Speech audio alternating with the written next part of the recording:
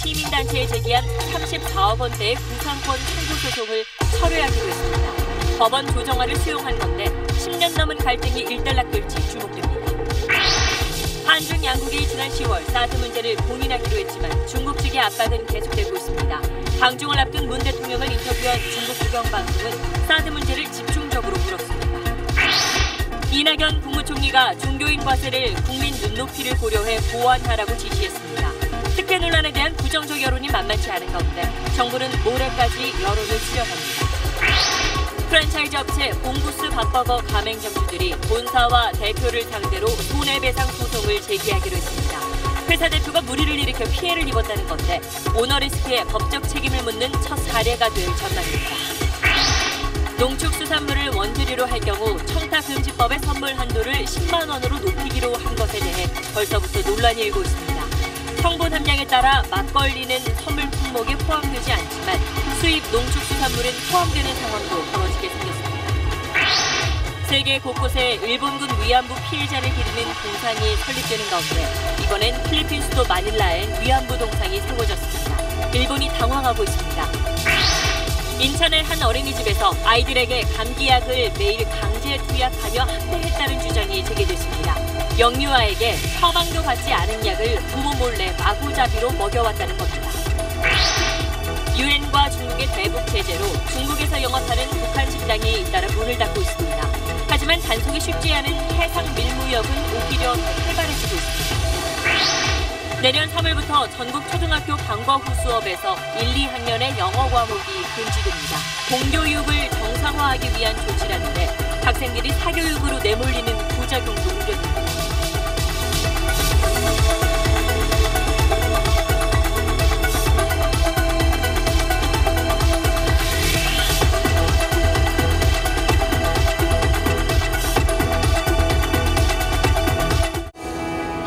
기름 없이 달리는 일상으로 내일을 바꾸는 현대수소 전기차. 여러분 안녕하십니까? 정부가 제주 해군기지 반대 운동을 했던 강정마을 주민과 단체를 상대로 냈던 구상권 청구 소송을 취하하기로 결정했습니다. 해군기지 공사가 지연된 데 대한 손해배상금 34억 5천만 원을 물어내라고 했던 소송을 거둬들인 겁니다. 구상권 철회는 문재인 대통령의 대선 공약이기도 합니다. 오늘 첫 소식 먼저 김용태 기자입니다.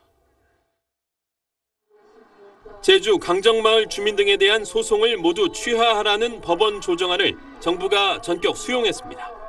공사 현장 점거 등으로 해군기지 건설을 지연시켜 정부가 건설사에 물어주게 된 돈에 대해 책임을 묻지 않겠다는 뜻입니다.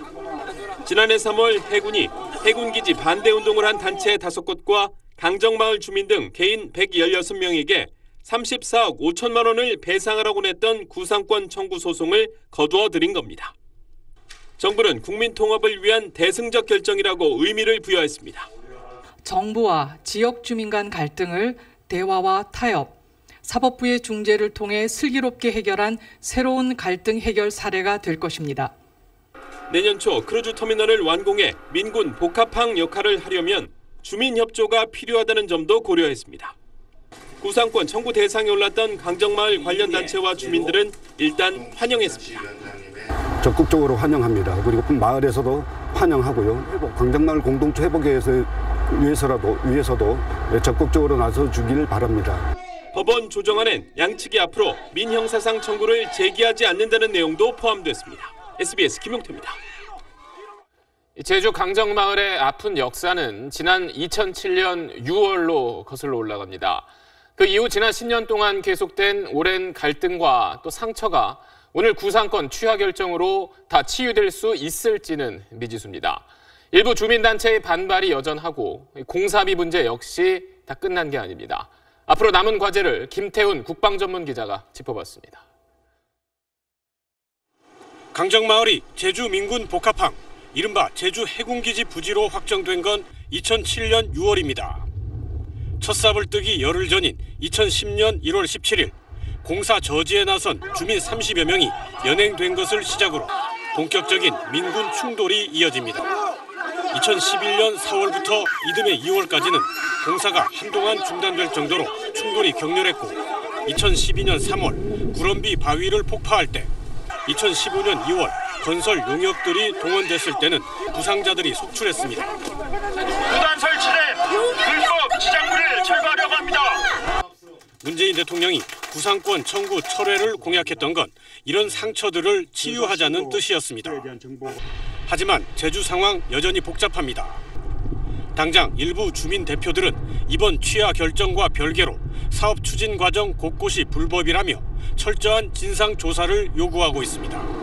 늦다부시 강정마을에 들여다친 거와 절대 보전 지역을 그 강제로 그렇게 가능하지도 않는 것을 해제한 것과 그런 것들을 다 밝히라는 거죠. 또 정부가 구상권을 청구했던 금액 34억 5천만 원은 건설사에 이미 물어준 275억 원의 일부였습니다. 국방 예산으로 메운 겁니다. 이와 별도로 건설사가 요구하는 손실 보전금 480억 원이 더 있습니다.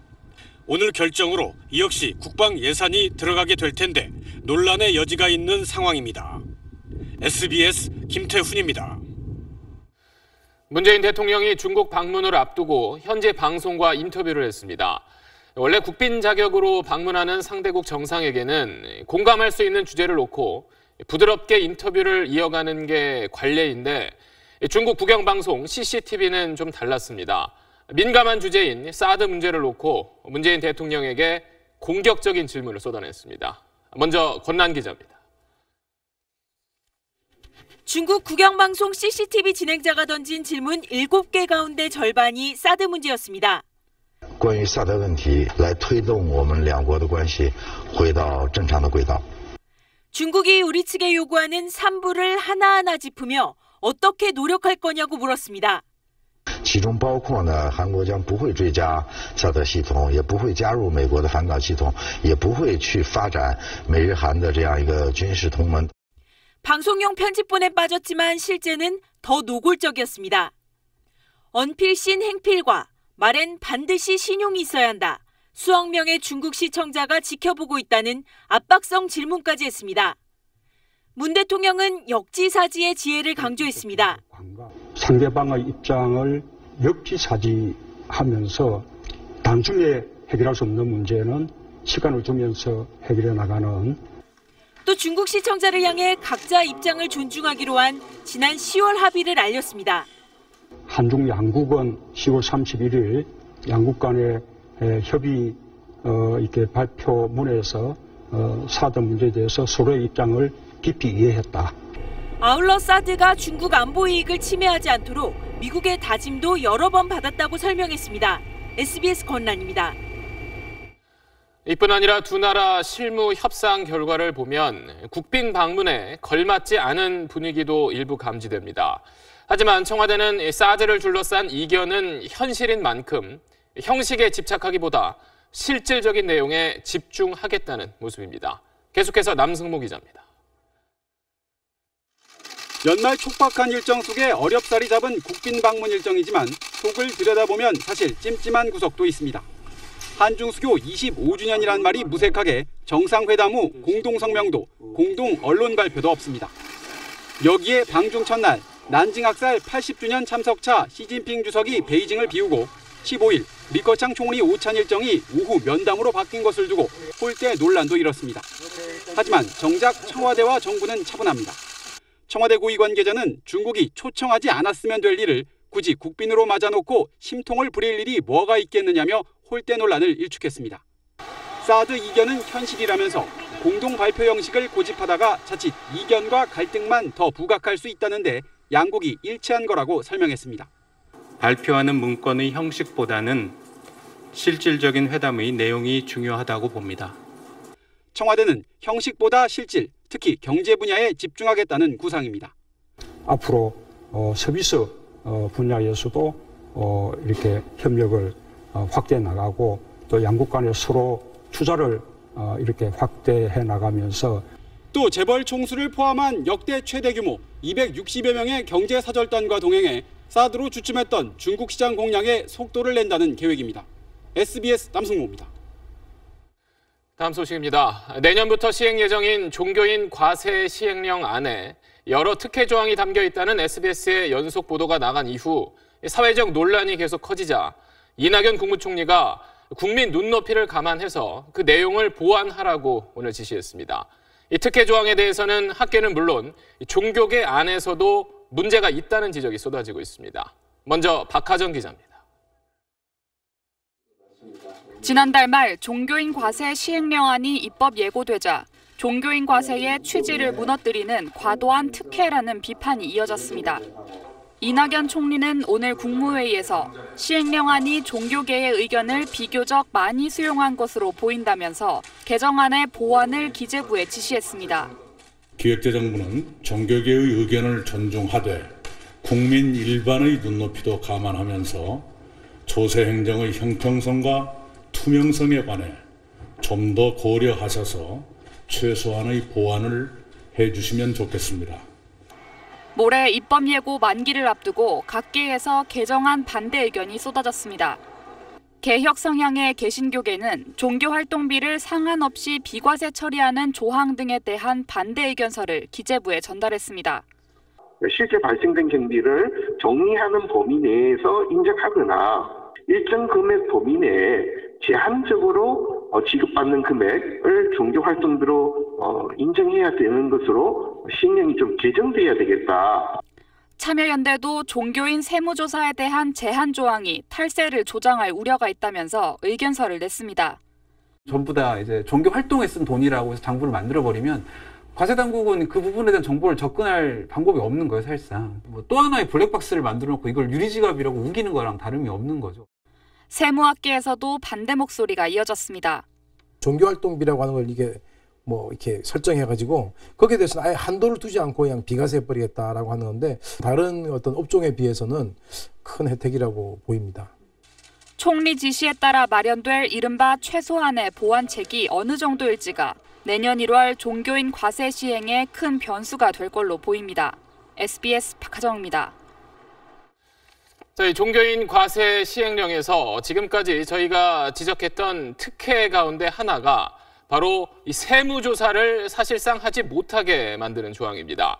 자, 국세청이 종교인의 탈세 정보를 파악하더라도 수정신고, 즉 아직 덜 낸 세금을 마저 내라고 안내한 뒤에야 세무조사에 착수할 수 있도록 한 내용입니다. 국세청은 이 형평성 문제를 들어서 이걸 반대했는데 이 문제의 조항이 결국 포함된 걸로 확인됐습니다. 박세용 기자가 단독 취재했습니다. 국회 기획재정위원회는 지난달 22일 기획재정부와 국세청으로부터 종교인 과세 준비 상황을 비공개로 보고받았습니다.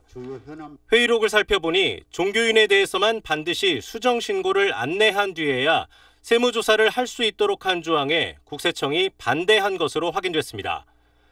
다른 직종과 형평성에 너무나 차이가 난다는 것이 반대 이유였습니다. 기존 국세청 규정은 수정 신고를 안내할 수 있다고만 돼 있는데 유독 종교인에게만 안내를 의무화하는 건 특혜라고 판단한 겁니다. 정부가 최대한 세무조사가 없도록 자제하겠다고 약속했지만 국회의원의 반발에 부딪혔습니다. 개신교회 집사인 자유한국당 이현재 의원은 정부 약속을 못 믿겠다며 세무조사 전 종교인에게 자기 시정 기회를 주는 걸 명확한 문구로 넣어야 한다고 압박했습니다. 국세청장한테 얘기해봐도 제도화는 어렵다는 의견이라고 기재부 차관이 답했지만 이 의원은 적절한 문구를 검토해달라고 재차 압박했습니다. 결국 비공개 회의 닷새 뒤 종교인에게 수정신고를 유도한다는 임의 조항은 수정신고를 안내해야 한다는 의무 조항, 즉 특혜로 바뀌었습니다.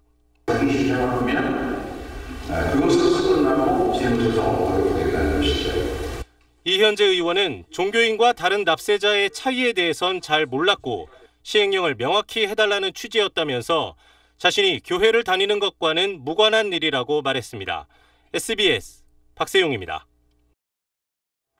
네, 이 문제 계속 취재하고 있는 박세용 기자 나와 있습니다. 저희가 종교인 과세 특혜 문제를 계속 보도해드리긴 했는데 세금 용어라서 조금 어려운 부분도 있어요. 그러니까 먼저 어떤 특혜가 있는 건지부터 좀 쉽게 한번 정리를 해주시죠. 네, 큰 것만 따져봐도 5가지 정도가 됩니다.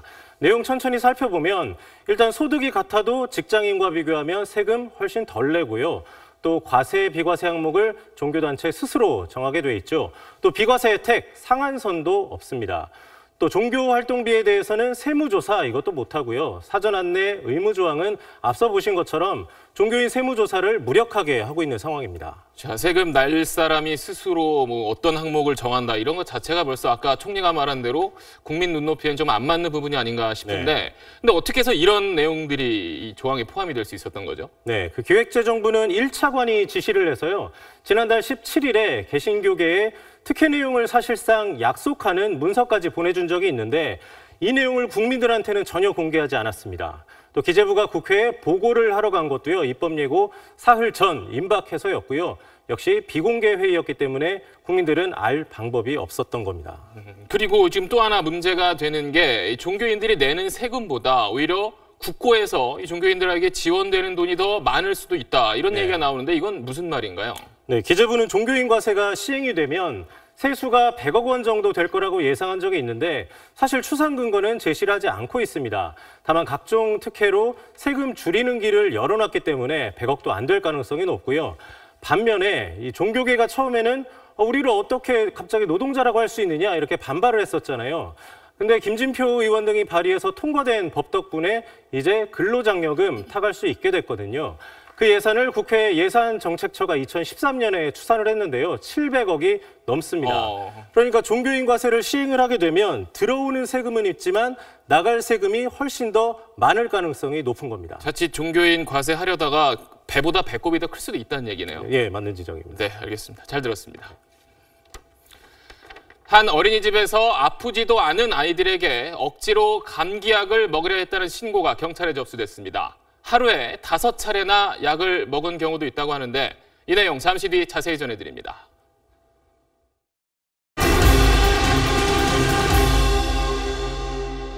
프랜차이즈 업체인 봉구스 밥버거 가맹점주들이 본사와 대표를 상대로 손해배상 소송에 나서기로 했습니다. 본사 대표의 마약 복용으로 가맹점주들이 큰 손해를 봤다는 겁니다. 이른바 오너리스크에 대해 법적 책임을 묻는 첫 사례가 될 것으로 보입니다. 먼저 정경윤 기자가 보도합니다. 프랜차이즈 업체 봉구스 밥버거 가맹점을 운영하는 한모 씨. 지난 8월 말 본사 대표가 마약 복용으로 유죄 판결을 받았다는 사실을 알게 됐습니다. 아이들 대상으로 장사하는 건데 뽕밥버거, 마약밥버거가 뭔지도 모르고 그걸 얘기를 한다고 그랬는데. 브랜드 이미지 훼손을 우려한 가맹점주들은 대표의 퇴진을 요구했지만 받아들여지지 않았습니다.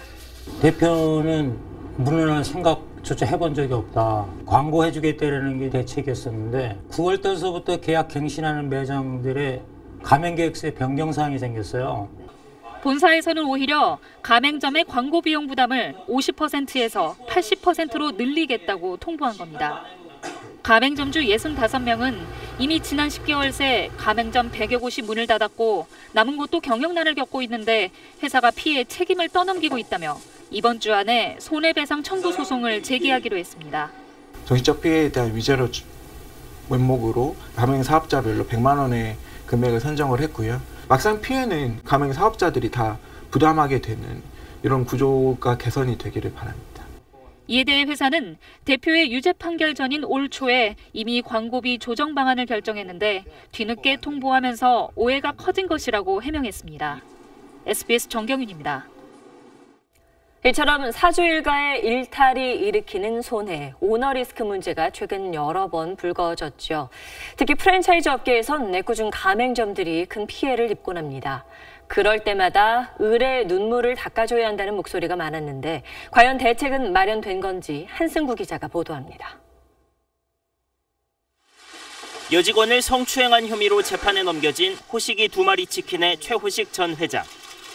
회장직에서 물러났지만 가맹점들의 피해는 지금까지 계속되고 있습니다. 매출도 진짜 많이 떨어졌어요. 저희도 그 전에 비해서 한 30% 빠진 게 회복이 안 돼요. 지난해 경비원 폭행으로 물의를 빚었던 정우현 전 회장의 미스터피자에 대해서는 한때 소비자들의 불매운동이 벌어지기도 했습니다. 좁은 지역에서 치열하게 경쟁하는 프랜차이즈 가맹점들은 오너의 잘못으로 치명타를 입을 수밖에 없습니다. 대체할 수 있는 제품이 있으면 되도록이면 그 회사 거는 잘 안 사려고 하고 있어요. 한국기업지배구조원이 최근 5년 동안 오너리스크가 발생한 상장회사 31개를 분석한 결과 사건이 처음 알려진 뒤 5일이 지나서부터 주가에 부정적인 영향이 커졌습니다. 소셜미디어를 통한 확산을 통해서 뭔가 시간이 흐름에 따라서 좀 더 이런 부정적인 영향이 강화되는 것이 아닌가. 국회에는 프랜차이즈 본사나 경영진 잘못으로 이미지가 나빠져 피해가 생기면 본사가 가맹점들에게 배상하도록 하는 법 개정안이 여러 건 발의돼 있지만 아직 통과되지 않고 있습니다. 사주의 실수는 개인의 돌발 행위로 치부하기엔 기업 이미지에 막대한 타격을 주고 주주나 가맹점에 큰 손해를 끼치는 만큼 엄중한 법적 장치가 마련돼야 한다는 지적이 나오고 있습니다. SBS 한승우입니다. 부정청탁금지법 시행령이 개정되면서 5만 원이던 선물 상한액이 농축수산물에 한해 10만 원으로 올랐습니다. 농가의 요구를 반영해서 한우, 굴비 같은 신선식품, 그리고 농축수산물을 50% 이상 사용해 만든 가공식품도 10만 원까지 선물할 수 있게 됐는데 찬찬히 따져보니 이 때문에 엉뚱하게 수입 제품만 반사이익을 보게 될 거란 우려가 나오고 있습니다. 한상우 기자의 보도입니다. 선물 상한액이 10만 원으로 오른 농축수산물에는 국산뿐만 아니라 수입식품도 포함됩니다. 국산이든 수입이든 농축수산물이 절반 이상 들어간 제품도 10만 원까지 선물할 수 있습니다. 이 기준대로면 대부분이 수입인 와인과 캐비어 같은 저장식품이 반사이익을 보게 될 가능성이 큽니다.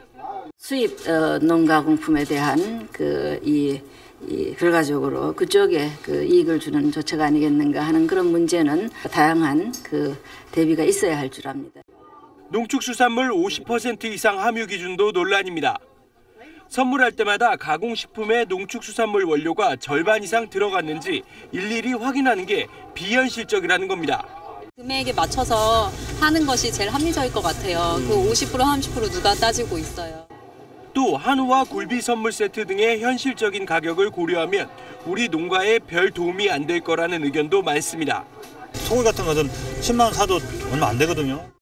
권익위는 앞으로도 구체적 내용을 다듬겠다고 밝혔지만 당장 2달 뒤면 선물 수요가 많은 설 명절이라 혼란이 불가피할 전망입니다.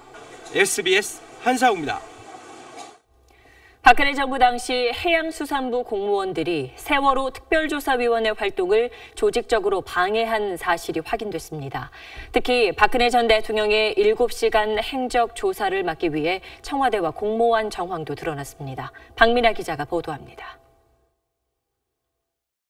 2015년 11월 작성된 세월호 특조위 대응 방안 문건입니다. 여당 추천위원 전원이 사퇴 의사를 표명하고 특조위 운영을 비판하는 성명을 발표하며 해수부와 여당 추천위원 사이에 정보를 공유하자는 내용 등이 담겼습니다. 세월호 특조위가 참사 당일 박근혜 전 대통령의 7시간 행적을 조사하려 하자 대응 방안을 마련한 겁니다. 해수부 감사관실의 자체 조사 결과 이 문건은 해수부에서 작성됐고 청와대와 협의까지 했던 것으로 확인됐습니다. 관련자 진술은 그 당시 그 대응 방안 문건을 작성하면서 초안을 BH 쪽에 보냈다라는 것만 진술했습니다. 또 세월호 특조위 활동 시점을 위원회가 구성되지도 않았던 특별법 시행일인 2015년 1월 1일로 정한 사실도 드러났습니다. 특조위의 법적 활동 기간을 줄이려고 법제처 의견까지 무시한 겁니다. 해수부는 관련 공무원 10여 명을 검찰에 수사 의뢰했습니다. 특히 유기준, 김영석 전 장관 등도 수사 대상에 오를 수 있다고 밝혔습니다. 해수부는 세월호 인양을 고의로 지연했다는 의혹을 규명하는 건 짧은 기간 조사로 한계가 있었다며 새로 출범하는 2기 특조위 조사에 적극 협조하겠다고 밝혔습니다. SBS 박민호입니다. 필리핀의 수도 마닐라에 일본군 위안부 피해자를 기리는 동상이 세워졌습니다. 세계 곳곳에 설립되는 위안부상을 보며 일본은 크게 당황하고 있습니다. 도쿄에서 최호원 특파원입니다. 필리핀 마닐라에서 열린 위안부 기념상 개막식입니다. 필리핀 전통 의상 차림의 젊은 여성이 눈 가리개를 하고 슬픔에 젖은 모습을 형상화했습니다. 높이는 2m 정도로 우리의 위안부 소녀상과는 조금 다른 모양입니다. 일제강점기 성폭력에 희생된 여성들을 기억하기 위해서라는 글이 새겨져 있고 일본 대사관에서 3km 정도 떨어진 곳에 설치됐습니다. 필리핀 국립역사위원회와 위안부 피해자 단체, 중국계 재단 등이 함께 제작했습니다. 일본 정부는 미국과 캐나다, 호주, 독일에 이어 필리핀까지 위안부상을 설치하자 적지 않게 당황하고 있습니다. 諸外国における慰安婦損の設置は我が国政府の立場と相入れない、極めて残念なことであります。いずれにしろフィリピン政府とよく相談をした上で対応していきたいと思います。 일본은 즉각 필리핀 정부와 마닐라 시 당국에 철거를 요구한 것으로 알려졌습니다. 필리핀에는 위안소 12곳에 300명 안팎의 위안부가 있었습니다. 이 가운데에서 조선인 26명의 신원이 확인되기도 했습니다. 필리핀 위안부 피해자들 가운데 211명은 일본이 만든 아시아 여성기금의 보상을 받았지만 일부는 보상금 수령을 거부하고 일본의 공식 사과와 배상을 요구해왔습니다. 도쿄에서 SBS 최우원입니다. 인천의 한 어린이집에서 아프지도 않은 아이들에게 억지로 감기약을 먹였다는 신고가 들어와 경찰이 수사에 나섰습니다. 겨우 첫 돌 무렵의 아이들한테 줘선 안 되는 약을 부모 몰래 마음대로 줬다는데 하루 5차례나 약을 먹은 경우도 있었습니다. 김종원 기자가 취재했습니다. 인천의 한 가정식 어린이집. 한 아이가 자지러지게 웁니다. 어린이집 원장이 이제 갓 돌된 아이의 배와 머리를 다리로 누르고 앉아 움직이지 못하게 하곤 강제로 밥을 먹이는 겁니다. 원장이 이렇게 억지로 밥을 먹인 이유로 내세운 건 투약이었습니다. 이 어린이집 교사인 원장의 딸, 돌 무렵의 아이들을 한 명씩 불러 무언가를 숟가락으로 먹입니다. 시럽 형태의 감기약입니다. 만 2세 미만에겐 투약이 금지된 약이지만 돌 안팎의 아이들에게 마음대로 먹였고 복용량을 늘리기까지 했습니다.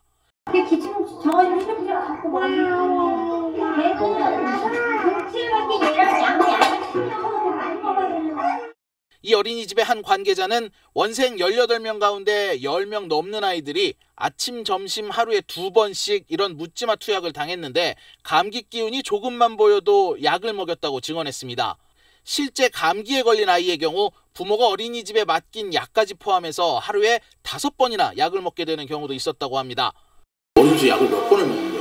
6번 정도나 5번 정도? 하루 종일 아이가 그날은 처져 있었어요, 완전히. 이거를 원장 선생님은 극약 처방이라고 말씀하셨어요. 원장 선생님 논리로는 의사들의 약은 믿을 수가 없다. 심지어 같은 숟가락을 물컵에 담궈 헹군 뒤에 돌려가면서 아이들에게 약을 먹였는데 이런 투약 사실을 아이 부모들은 전혀 알지 못했습니다. 그러니까 아이를 위험성에 빠뜨리는 그 모든 것이 아동 학대의 일환이라는 거죠. 제대로 평가를 내릴 수 있는 어떤 그런 조사를 했는지도 의구심이 들고요. 어린이집 측은 아이가 열이 치솟는데 부모에게 연락이 안 될 경우 그냥 약을 먹였던 거라면서 경찰에서 소명하겠다고 밝혔습니다. SBS 김종원입니다. 오늘도 참 추웠습니다. 동장군의 기세가 어제보다 한층 더 매서워졌습니다. 경기 북부와 강원도 일부 지역 기온이 영하 22도까지 떨어졌는데 이 한파는 모레까지 계속될 전망입니다. 안상우 기자입니다. 가르고 자르고 쓸어담고 경력 30년의 베테랑도 영하 10도의 한파엔 손놀림이 무뎌집니다. 모닥불로 데운 물에 꽁꽁한 손을 넣어 녹여야만 작업을 계속할 수 있었습니다.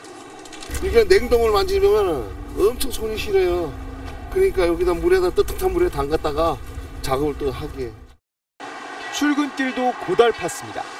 두꺼운 외투에 털모자까지 뒤집었어도 틈 사이를 파고드는 칼바람에 종종 걸음을 쳐야 했습니다. 경기도 포천과 대관령 지역은 수은주가 영하 22도까지 떨어졌습니다. 강과 호수가 얼기 시작했고 해수욕장 앞바다에도 얼음이 보였습니다. 축구장 6배가 넘는 호수는 연이틀 이어지는 강추위에 가운데 부분만 남기고 모조리 얼어붙었습니다. 얼핏 보기엔 호숫가가 살짝 얼어있는 살얼음처럼 보이지만 이렇게 날카로운 날로 두드려보면 깨지지 않을 만큼 단단히 얼어 있습니다. 쪽방촌 주민들에게 겨울 칼바람은 더욱 매서웠습니다. 동장군의 맹위를 어떻게 버틸지 막막하기만 합니다. 작은 방 한 칸도 덮일 기름이 없어 이틀째 냉골방에서 지내는 주민도 있습니다. 상당히 춥고 방이 작으니까 힘들어요. 그게 대책이 안 져요. 지금 대책이 안 쓰인 거예요. 지금. 이번 한파는 모레까지 계속될 것으로 예보됐습니다. SBS 안상우입니다. 이 보이스피싱 사기 소식은 이 시간에 여러 차례 전해드렸는데도 그 피해가 끊이질 않습니다. 가족을 납치했다는 거짓 전화로 돈을 뜯어내는 수법도 여전합니다. 더 이상 피해 없으시라고 다시 한번 전해드립니다. 정현 기자입니다. 학원에 간 자녀를 납치했다는 협박 전화. 사람 없는 곳에 가서 전화 받아요. 네, 경고하는데 경찰에 신고하거나 주위 사람에게 알림. 돈을 당장 주지 않으면 바로 해치겠다고 몰아붙입니다. 1,500만 원 원하는 건 전부 다 현찰이다. 없으면 전화번호로 처리할게. 모두 사기지만 막상 전화를 받으면 판단력이 흐려져 차분한 대처가 어렵습니다. 이모 씨는 지난달 장기 매매 조직에 아들을 팔 거라는 협박에 800만 원을 바로 입금했습니다. 사기범이 집 전화와 휴대전화를 동시에 통화하게 해 아들에게 전화해보거나 경찰에 신고할 수도 없었습니다. 엄마 죄송해요 그러면서 울부짖는 소리를 그렇게 들리는데 내가 당황해서 그렇게 들렸다고 사람들은 다 그러는데 아니에요. 똑같아요. 사기범들이 안 속으면 그만이란 식으로 마구 전화를 걸다 보니 웃지 못할 황당한 일도 벌어집니다. 돈이 쪼까 필요해서 어머님 지하 창고에 잡아주고 있어. 어머니가 5년 전에 암으로 돌아가셨는데요. 금융감독원은 사기범들이 맞벌이 가구와 홀로 지내는 노인이 많아진 사회 상황을 악용하고 있는 것으로 분석했습니다. 금감원은 당황한 나머지 돈을 송금했더라도 30분 안에 은행에 연락하면 취소가 가능하다고 설명했습니다. SBS 정연입니다. 최근 네이버 부동산 검색에서 일부 지역 매물들이 한꺼번에 사라졌습니다. 네이버의 새로운 부동산 광고 정책에 대해서 공인중개사들이 갑질이라고 반발하며 일어난 일입니다. 자세한 내용 원종진 기자가 취재했습니다. 네이버 부동산에서 목동 일부 지역 부동산 매물을 검색해봤습니다. 매물이 단 한 건도 없습니다. 이 지역 부동산 중개사들이 네이버의 우수활동 중개사 제도에 반발해 광고를 모두 내렸기 때문입니다. 우수활동 중개사 제도 때문에 과다한 광고비 지출 때문에 도저히 견딜 수가 없어서 도대체 광고를 다 내리고 우수활동 중개사 제도는 허위 매물 근절 등의 취지로 지난달 도입됐습니다. 거래된 매물을 방치하지 않고 현장 확인 매물 등 실제 확인 가능한 매물을 많이 올리는 중개사를 지역별로 상위 30%까지 선발합니다. 우수활동 중개사의 광고 매물은 검색 상위에 노출돼 소비자들의 눈에 쉽게 띄는 혜택이 주어집니다. 그런데 공인중개사들은 이 제도 때문에 광고 경쟁이 극심해지면서 광고비가 폭증한다고 말합니다. 광고비가 지금의 한 5배에서 10배 정도 더 많이 들어서 광고를 다 내렸습니다. 네이버 측은 성사된 거래의 거래 완료 버튼을 잘 누르고 현장 확인 매물의 비율이 많으면 우수활동 중개사가 될 수 있다며 광고 수익을 늘리려는 의도는 아니었다고 해명합니다. 이 서비스는 이용자의 허위 매물로 인한 불편함을 줄이기 위한 방안입니다. 네이버는 정보 유통 플랫폼으로 건당 500원의 최소 고정비만 받고 있습니다. 하지만 중개사들은 현실을 모르는 얘기라고 반박합니다. 경쟁이 치열한 상황에서 거래 완료 점수를 따려면 더 많은 광고를 올려 거래를 성사시켜야 하고 현장 확인 매물 광고는 광고비가 10배 이상 비싸다는 겁니다. 네이버의 새 제도를 둘러싼 갈등이 계속되면서 좋은 매물 정보를 찾는 소비자들의 불편만 가중되고 있습니다. SBS 원종진입니다. 광주에 있는 한 대안학교 기숙사에서 집단 성추행 사건이 일어났습니다.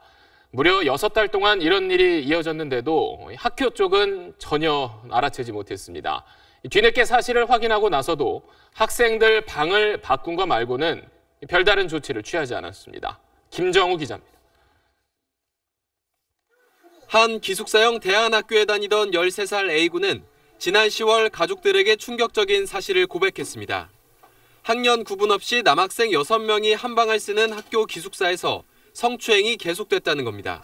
한 방에 자는 형이 옆에 와서 누워라. 너를 끌어안고 자면 잠이 잘 온다. 이러면서 이제 학교 조사 결과 A군부터 고등학교 2학년 학생까지 모두 11명이 연루된 성추행 사실이 드러났습니다. 지난 3월부터 6개월 동안 이런 일이 벌어졌지만 학교 측은 전혀 눈치채지 못했습니다.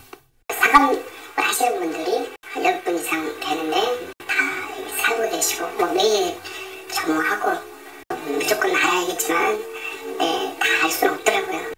A군은 고교생 등 선배들에 의해 성추행을 당했다고 말했습니다. 하지만 다른 학생들은 학교 측에 A군이 처음 성추행을 시작한 주동자이자 가해자라고 말했습니다. 7명은 이역하고 해가지고 이게 발달이 됐다고. 그게 얘기는 많아서 그런 거죠.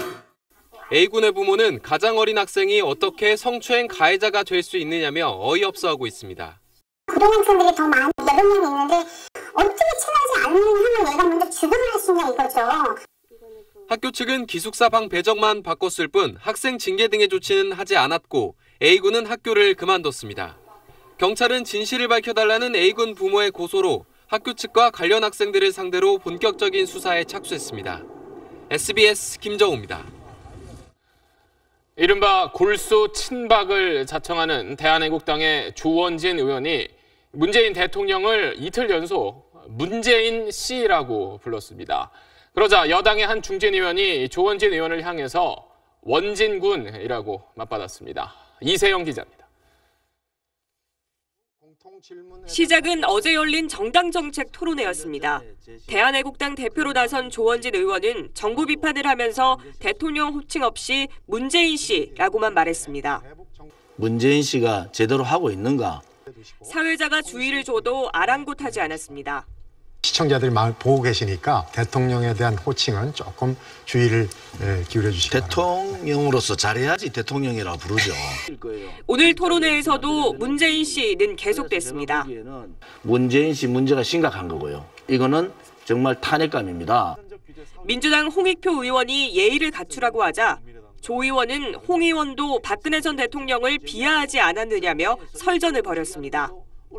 헌법적 질서, 그다음에 법적 절차에서 선택된 대통령에 대한 최소한의 존중과 결과를 인정해 주실 것을. 어디서 그런 얘기를 하세요?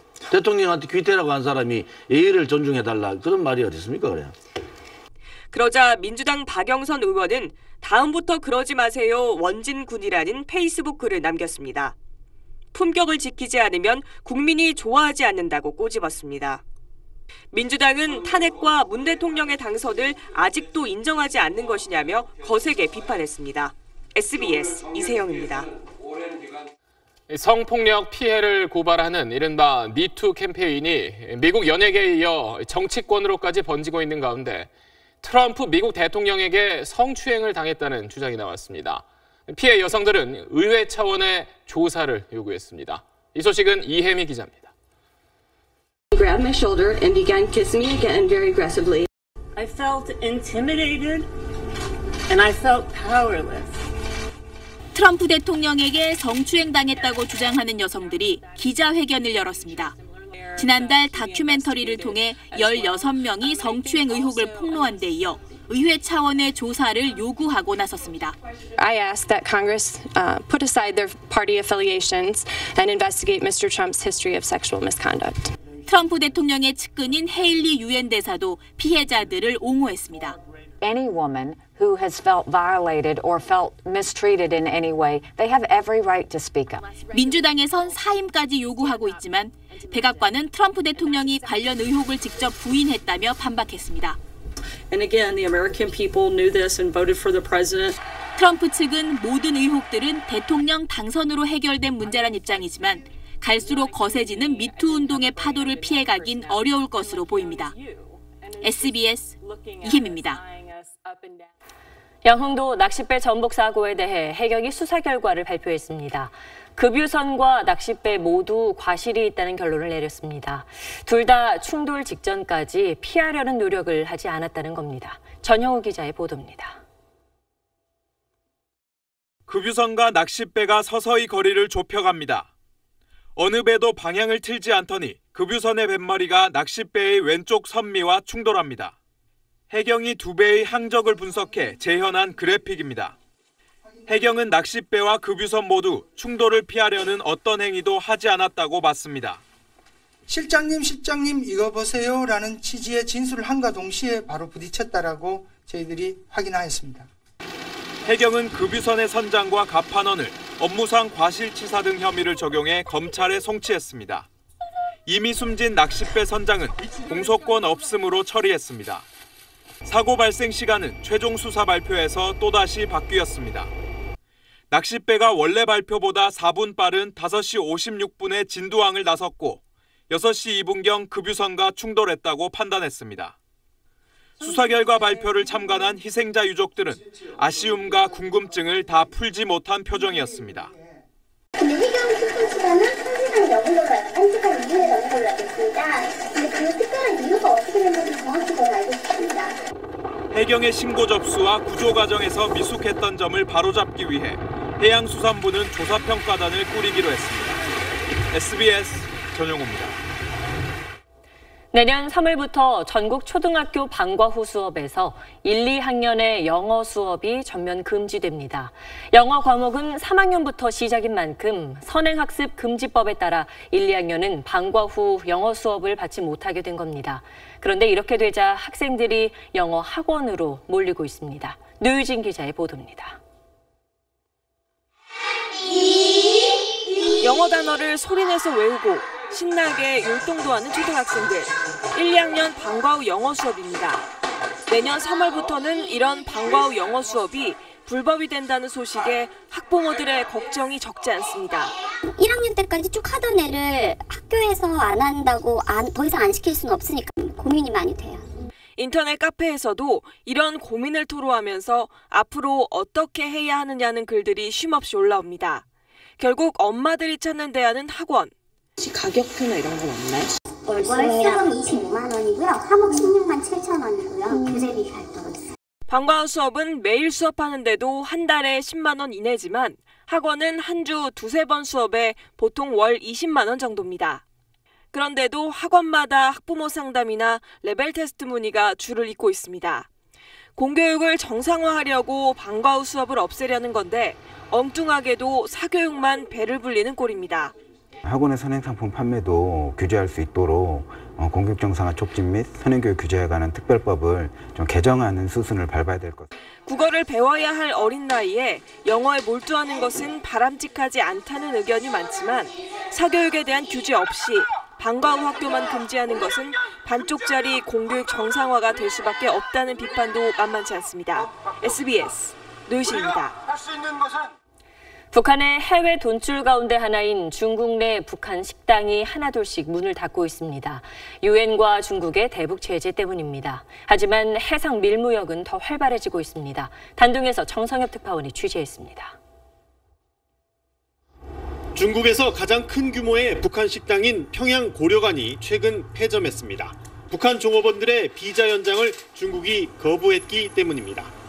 다른 북한 식당들도 다음 달 9일까지는 어떻게든 정리를 해야 하는 상황입니다. 주선님 지금 못하면 왜요? 못하게 됐습니다. 식당은 물론 북한 회사들도 지분을 중국 측에 넘기는 편법으로 강제 철수를 피하려고 시도하고 있습니다. 유엔 제재에 따른 중국의 압박이 북측에 상당히 영향을 주고 있지만 해상 밀무역은 예외입니다. 단동 인근 항구에 수많은 중국 배가 철산, 정주, 남포 등 북한 평안도에서 나오는 배와 바다에서 만나 밀무역하는 걸 중국 당국이 단속하는 건 사실상 불가능하다는 얘기입니다. 중국 단속해도 사람들이 그 바다 다 못 지켜요. 그 바다를 어떻게 지켜요? 그 현장에서 안 붙들리면 괜찮아요. 게나 조개 같은 해산물과 농산물, 특산품까지 한 번에 수백 톤씩 해상에서 거래된다는 게 밀무역 업자들의 얘기입니다. 북한 사람들요. 장사 잘하는 사람 한 사람만 잘 사귀어놓고 장사 열심히 해도 1년에 뭐 100만 원씩 벌고.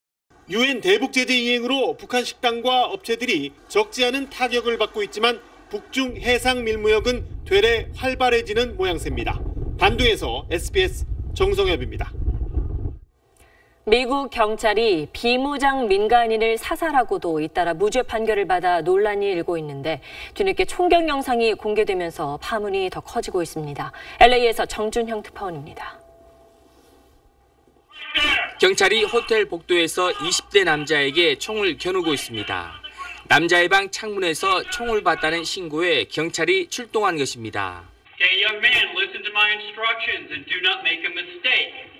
계속된 경고에 당황한 남자가 살려달라며 어쩔 줄 몰라 하자 경찰의 목소리는 더욱 커집니다.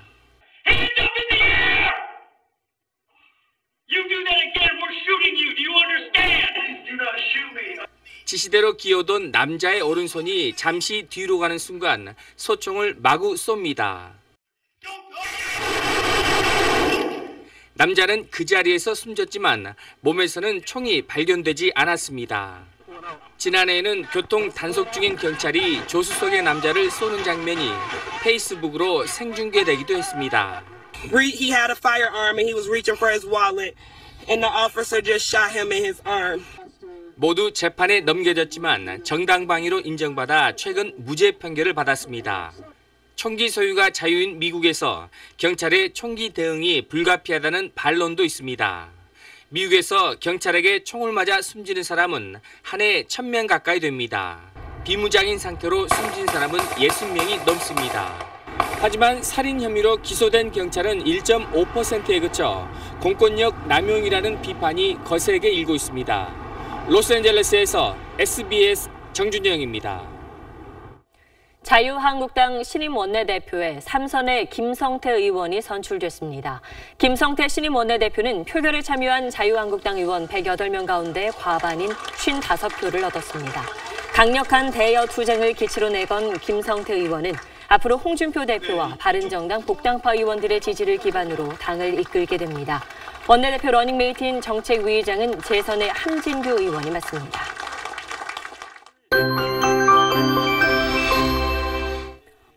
올겨울 가장 강력한 한파가 찾아와 전국이 꽁꽁 얼어버렸습니다. 중부와 일부 남부지방에 한파특보가 이어지면서 내일도 오늘 못지않게 춥겠는데요. 내일 서울의 아침 기온은 영하 12도, 철원 영하 17도, 대전은 영하 10도까지 떨어지겠습니다. 서해안 지방은 내일 아침 시간까지 눈이 더 내리겠습니다. 울릉도는 최고 10cm, 호남 서해안은 5cm 안팎의 눈이 오겠는데요. 어제만큼 많은 양은 아니지만 이미 도로가 얼어버린 곳이 많으니까요. 조심하셔야겠습니다. 내일도 맑고 찬바람이 강하게 불겠습니다. 서울의 아침 기온은 영하 12도, 한낮 기온은 영하 2도 안팎에 머물겠습니다. 영동과 경북 동해안 지방은 내일도 건조경보가 이어지겠습니다. 이번 한파는 모레까지 계속되겠습니다. 금요일과 토요일 사이에는 중부와 호남을 중심으로 눈과 비가 내리겠습니다. 날씨였습니다. 불확실한 상황이나 위험을 뜻하는 리스크라는 말 요즘 여러 군데서 씁니다. 그래도 환율 리스크, 또 금리 리스크 이런 건 어느 정도 미리 가늠할 수가 있지만 오너 리스크는 도저히 예측할 수도 없고 또 그 파괴력이 크다는 게 문제입니다. 딱 한 명만 잘하면 해결될 문제인데 말입니다. 뉴스 마치겠습니다. 고맙습니다.